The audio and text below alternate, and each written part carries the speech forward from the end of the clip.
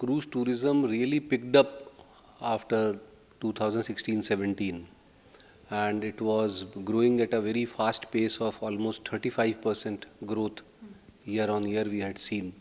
And just before the pandemic, that year 1920, we had 451 cruise calls with almost 4.63 lakh cruise passengers visiting Indian ports. And we had done a study which predicted that by 2042-43, India will see a quantum jump in cruise tourism, and the number of cruise passengers can go beyond 4 million. And Mumbai will be the cruise hub for the country, and that is why there is a lot of infrastructure development going on across major ports. Some island development is happening, lighthouse development is happening across the country under the Ministry of Port, Shipping and Waterways, which will induce more cruise lines to make India as their destination of choice.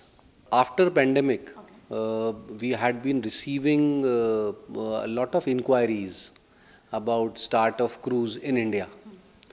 Indian government has already brought out its SOP on restart of cruise tourism, which is already on from April this year. And the cruise season in India, international cruise season actually will start from October.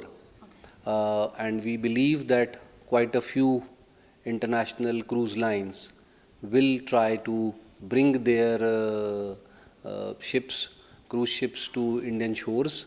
And this conference basically is to put across the preparations, what Indian government has done, what various ports have done.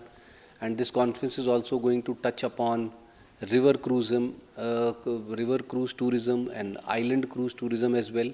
So it will showcase the various preparations and infrastructure developments done by all these authorities, including Inland Waterways Authority of India, the Andaman, Nicobar and Lakshadweep Island administrations, the Director General of Lighthouses. They are developing almost 13 lighthouses for tourism purposes. Since this conference is going to attract various government departments, so the cruise lines, the travel agencies, the tourism agencies and all stakeholders will get to have a dialogue with them on the various policy initiatives that have been taken till date, some improvements required in those policies and procedures so as to have ease of travel, ease of embarkation, ease of disembarkation for cruise passengers. And the states also are attending this cruise conference, all the coastal states and riverine states, and they will showcase their cruise destinations and tourist circuits, which will be linked with the port of call for the cruise lines. The conference has been designed as a 2-day event. This is going to be the first of its series of Incredible India International Cruise Conference. We plan to have it as an annual event every year. The main objective is to position India as a global cruise hub. And what better place than Mumbai to host this event?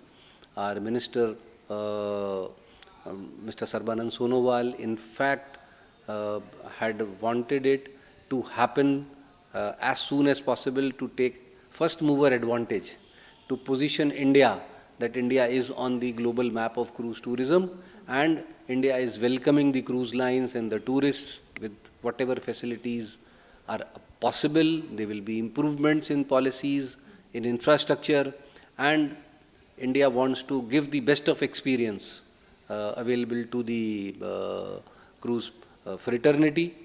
In turn, India will definitely, this cruise industry actually gives a lot of employment and has a lot of revenue potential. So these will be the gains for the country.